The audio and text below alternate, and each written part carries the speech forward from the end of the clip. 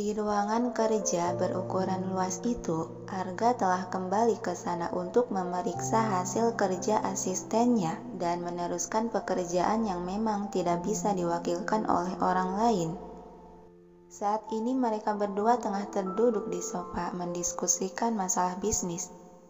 Suara bunyi notifikasi pesan masuk yang berasal dari ponsel milik sekretaris Tang.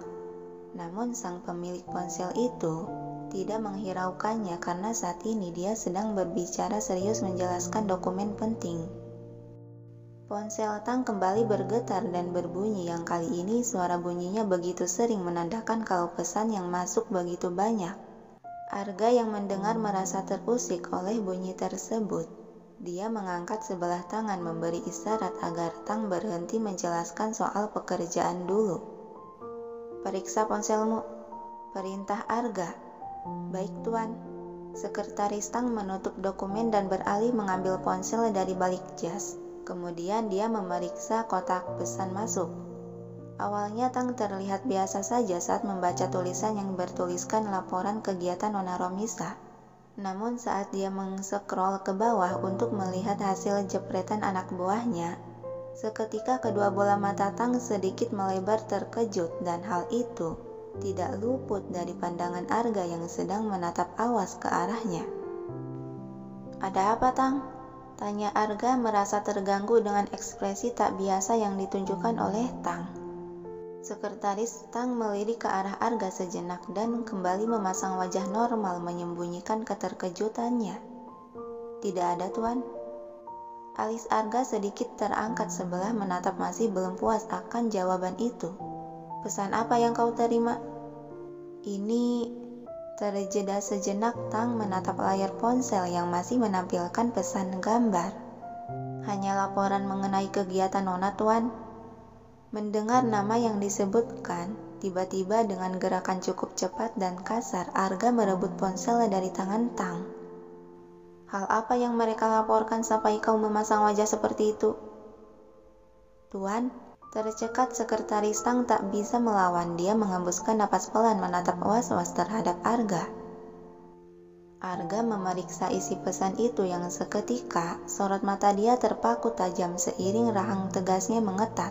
Merasakan panas mendidih dalam darah saat melihat foto-foto Misa dengan Egy dalam berbagai adegan terlihat harmonis. Ini yang dia bilang izin untuk berkunjung ke rumahnya, ha? Ternyata benar, Tuan telah mengakui Nona sebagai istrinya. Batin sekretaris Tang masih terus menatap setiap ekspresi yang ditunjukkan oleh Arga. "Tang!"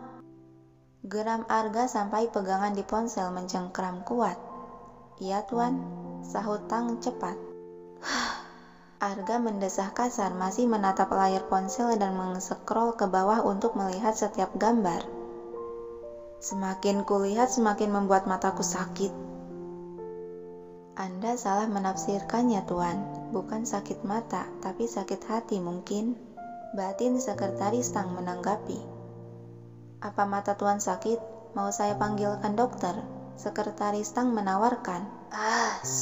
Lagi-lagi Arga menggeram kesal menahan amarah masih menatap gambaran Misa yang sedang tertawa ceria berkumpul makan bersama Egy. "Tang!" "Iya, Tuan. Sekarang bagian mana lagi yang sakit?" "Kenapa kau bertanya hal itu di saat seperti ini, ha?" Bukan itu." Kenapa Egy ada di sana bersama dia, ha?" Menurut laporan dari mereka, saat itu Tuan Muda Egy kebetulan lewat jalan daerah situ. Ketika melihat Nona sedang menunggu kendaraan umum, dan mungkin karena rasa simpati, makanya Tuan Muda Egy berinisiatif menawarkan tumpangan kepada Nona. "Menawarkan katamu, ha?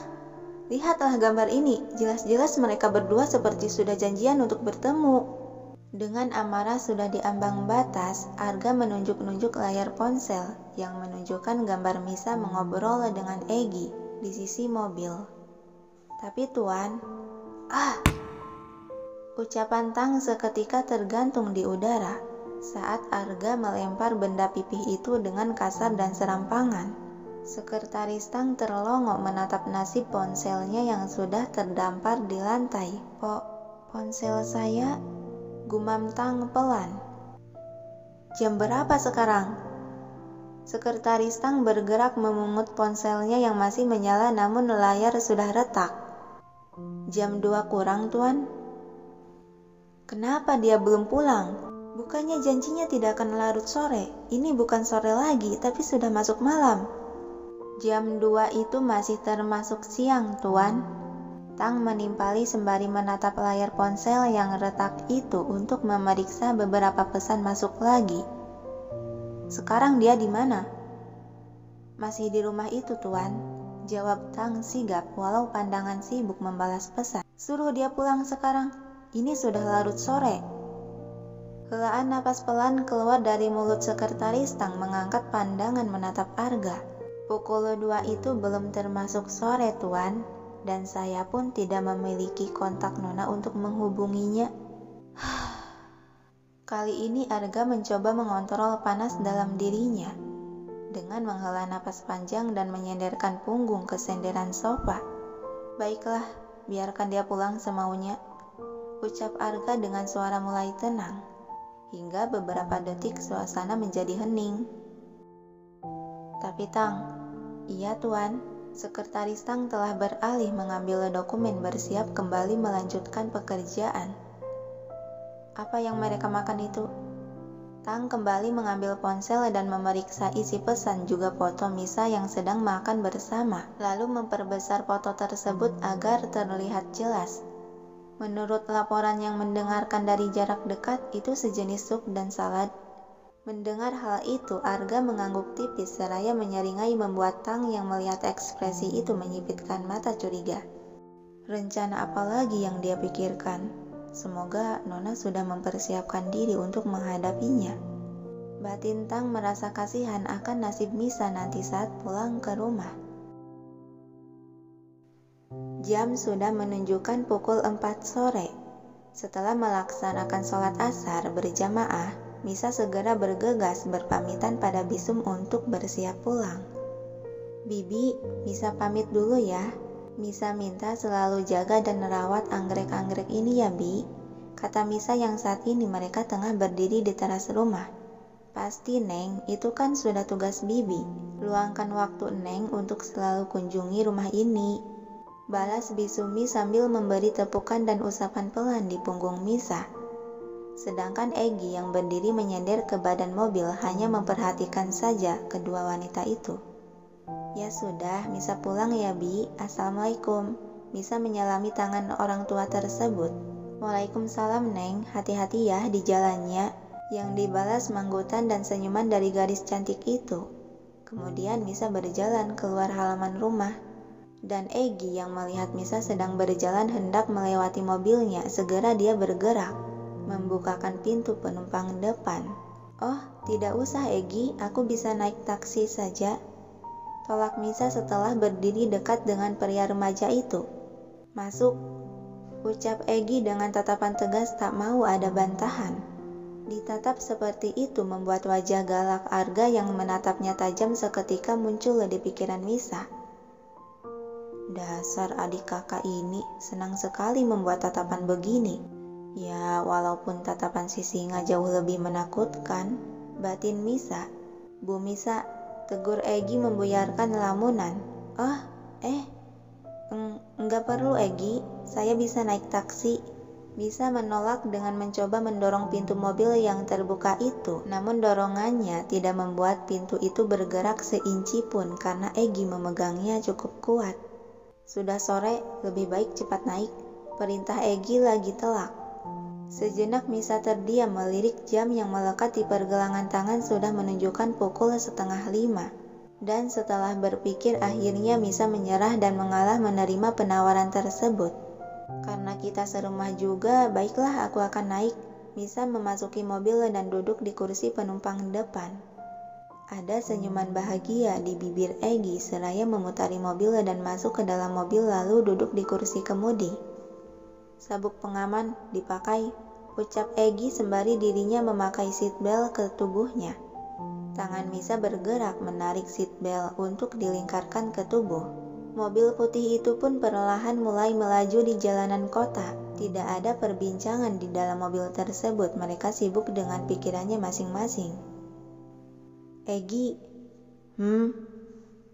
Misa menoleh ke pria yang sedang mengemudi itu. Bagaimana keadaan ayah mertua?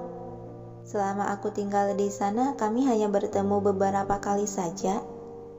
Ayah baik, jawab Egy dengan pandangan tetap fokus ke jalan. Syukurlah, aku senang mendengarnya. Tapi apa ayah mertua selalu di kamar saja? Gak pernah keluar rumah gitu? Pagi dan sore ayah suka jalan-jalan di taman belakang. Ah, gitu ya. Dan dalam beberapa menit keheningan kembali menyelimuti di antara mereka berdua. Bu Misa. Misa menoleh. Iya. Tapi Egy, kita kan sedang di luar sekolah. Jadi bisakah kamu memanggilku kakak seperti Asila memanggilku dengan panggilan kakak? Tidak bisa.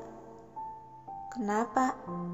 Karena sampai detik ini aku tidak bisa menerima kenyataan bahwa kamu adalah kakak iparku, bukan istriku. Batin Egy, namun dia hanya terdiam tak menjawab pertanyaan Misa. Baiklah, tak apa jika kamu tidak mau memanggilku kakak. Terjeda sejenak, Misa memalingkan muka ke arah kaca jendela. Aku mengerti, tak semua orang bisa langsung menerima orang asing sebagai saudara dan akrab dengannya. Egy yang mendengar perkataan itu hanya terdiam bungkam dengan sorot mata berubah dingin menatap lurus ke depan. Hingga keheningan kembali menyelimuti. Hanya suara deruman mesin mobil yang mewakili suara mereka.